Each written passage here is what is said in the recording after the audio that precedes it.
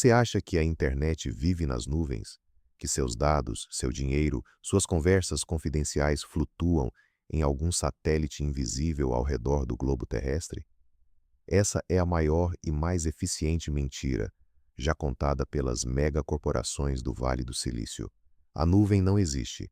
O que existe é um oceano profundo, escuro e extremamente físico. 99% de todo o tráfego de dados do planeta viaja através de uma teia de cabos submarinos. Cabos de fibra óptica da espessura de uma mangueira de jardim que repousam no fundo dos oceanos. E neste exato segundo, enquanto a mídia distrai você com disputas políticas irrelevantes e polarização artificial, a maior e mais silenciosa guerra geopolítica do século XXI está acontecendo sob as águas costeiras da África. Uma guerra por infraestrutura física que vai ditar quem controla as nações nas próximas décadas.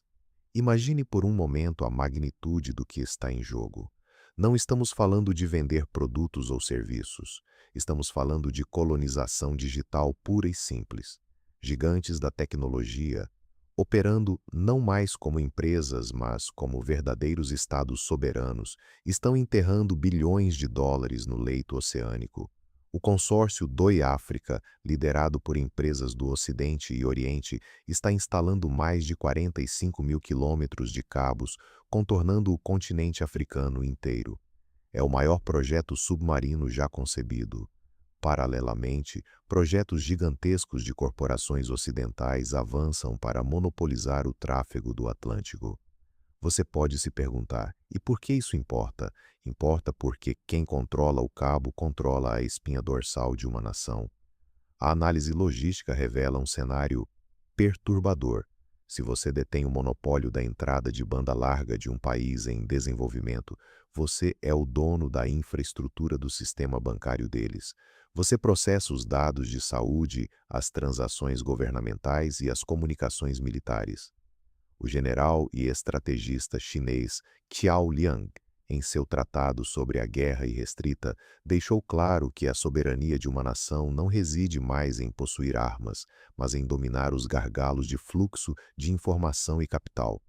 E a matemática é implacável. O custo econômico de um único cabo cortado ou comprometido numa nação não conectada de forma redundante pode chegar a dezenas de milhões de dólares por hora, paralisando governos inteiros em minutos. Isso não é filantropia para conectar os mais pobres. Isso é um cerco tecnológico. Quem constrói a rodovia invisível decide quem pode trafegar e quem fica no escuro. Bem-vindo ao neocolonialismo digital, onde o próximo império não precisará disparar um único tiro para conquistar um continente. Eles só precisam conectar o cabo na tomada. Para entendermos a engenharia sombria por trás dessa corrida por cabos, no fundo do mar, não podemos olhar para o futuro. Precisamos olhar para o passado. Precisamos retornar ao ano de 1494. O mundo daquela época também estava descobrindo uma nova fronteira de expansão e poder econômico inimaginável. Naquele momento, as duas maiores potências do mundo, o Império Português e o Império Espanhol, decidiram que não queriam derramar sangue europeu em guerras desnecessárias. Eles sentaram em uma mesa e, com a bênção da autoridade máxima da época, o Papa traçaram uma linha imaginária cortando o globo terrestre de cima a baixo. Isso foi o Tratado de Tordesilhas. Uma única linha desenhada no papel que literalmente dividiu o planeta em dois. Metade seria controlada por Portugal, a outra metade pela Espanha.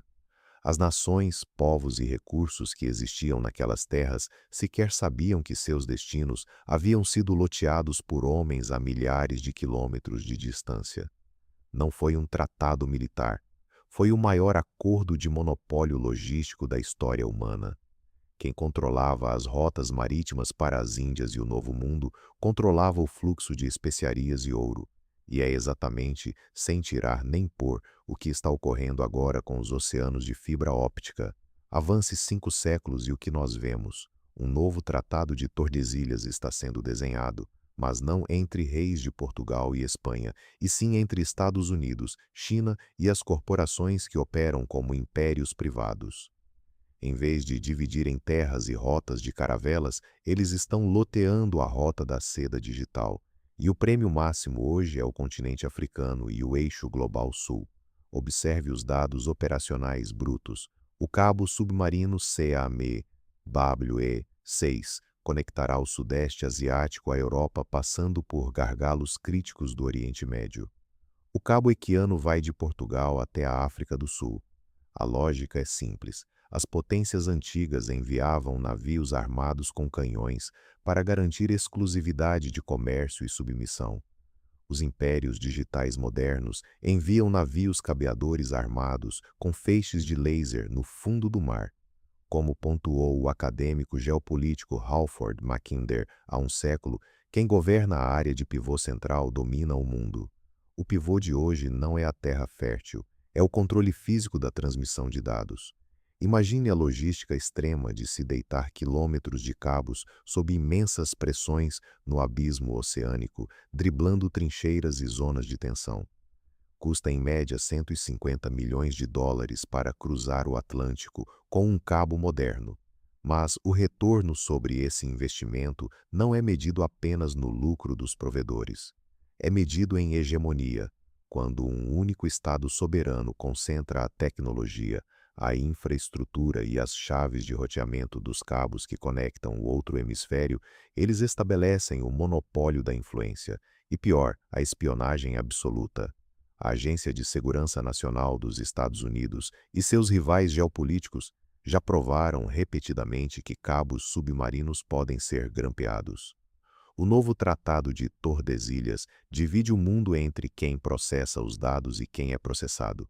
O grande perigo dessa arquitetura global não reside apenas na espionagem passiva, reside na extrema fragilidade do sistema inteiro.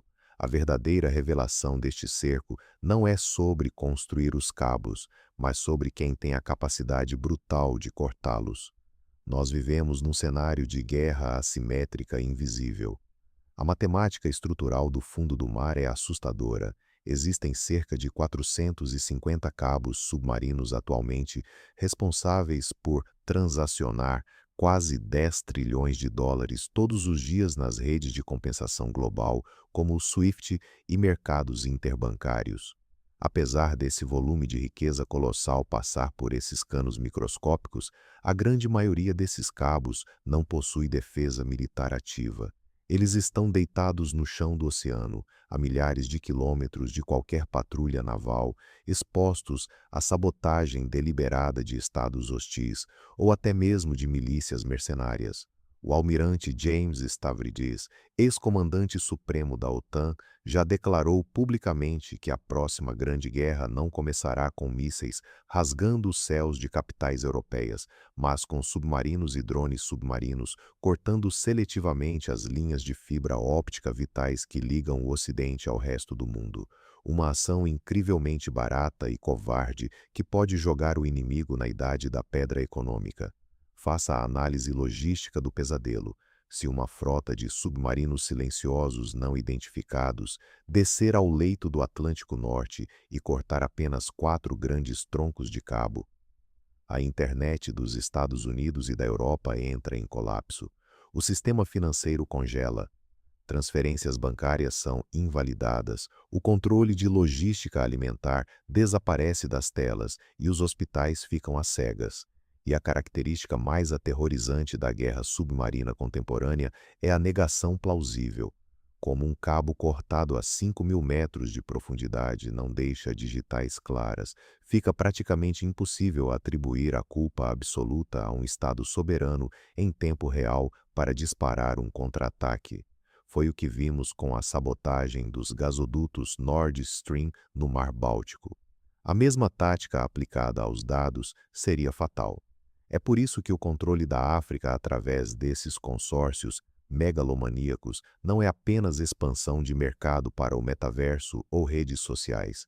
Trata-se da criação de rotas de contingência e sistemas de espelho militarizados. Quem conseguir ter redes duplas, triplas ou quádruplas interligando o mundo através de águas amigas sobrevive ao corte. Quem for dependente de um único gargalo, como a maioria das nações de terceiro mundo, ficará na escuridão. O monopólio da infraestrutura da internet tornou-se a arma termonuclear que não explode, mas sufoca. As corporações não estão apenas levando conexão.